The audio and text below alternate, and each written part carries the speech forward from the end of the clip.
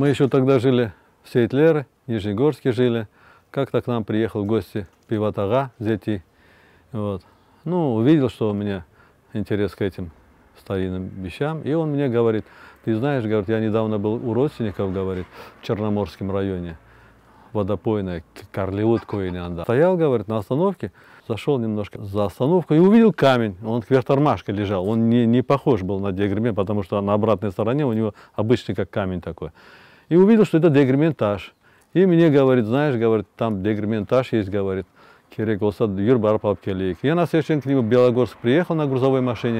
Я говорю: Пиват ага, поехали, говорю, все инструменты взяли. Он мне говорил, что он уже в землю зарытый такой, говорит, стоит камень.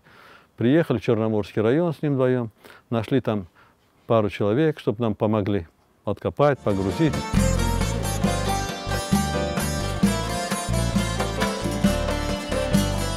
Только начали откапывать его. Ну и женщина одна подбежала: вы что делаете, говорит, туда-сюда. Мы говорим: вот так и так. Нет, ни в коем случае с нашей деревни этот камень не трогайте, не отдаем.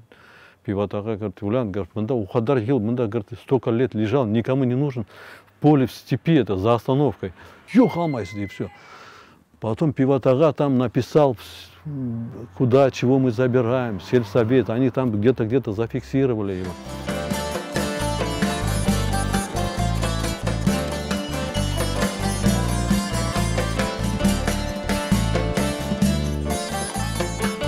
Наверное, этот камень раз в этой деревне был, значит, в этой деревне была какая-то большая мельница. Вот из этой мельницы вот этот камень, да, получается. Все говорят, что это водяная мельница, понимаете, а там рядом речек нет. Возможно, это ветряная мельница была. Это, наверное, 30-е годы, 20-е годы, вот от всех времен, да, это мельница.